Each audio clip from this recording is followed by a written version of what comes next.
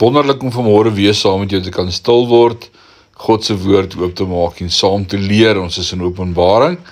Dis 'n nuwe jaar en ons gaan net aan met God se woord. 'n Daaglikse oordeenking saam met my Rinus van Sandwyk van Sion in Parys, en vanmôre praat ek met jou oor die hemel. Openbaring 15 vers 2 leer ons: "Toe het ek iets soos 'n spieelgladde see gemeng met vuur gesien.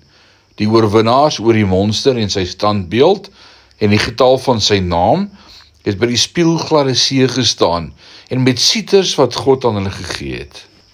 Dit is vir my fascinerend dat diegene wat hulle lewens in die verdrukking verloor het, omdat hulle kies om na die boodskap van die 144 te luister en God te glo, eerder as om die merk van die dier te neem en voor die beeld te buig, nie weer hier gesien word nie, maar eers op die see van glas. Waarom fascineer dit my? Omdat dit my aan 'n ander verdrukking herinner.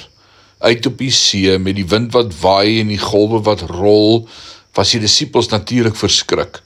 Toe Petrus die Here na hulle toe sien loop, roep hy uit: "Here, as dit werklik U is, beveel my om te kom."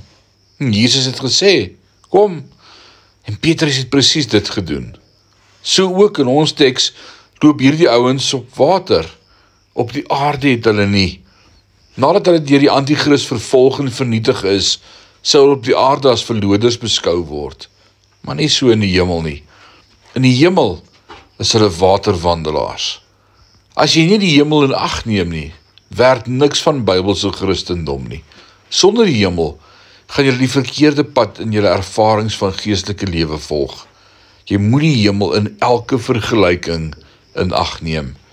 As jy niks anders uit die boek Openbaring kry nie, sal my gebed wees dat jy eerstens Jesus Christus op die troon en beheer sal sien, en tweedens, dat jy sal verstaan dat dit alles oor die hemel gaan.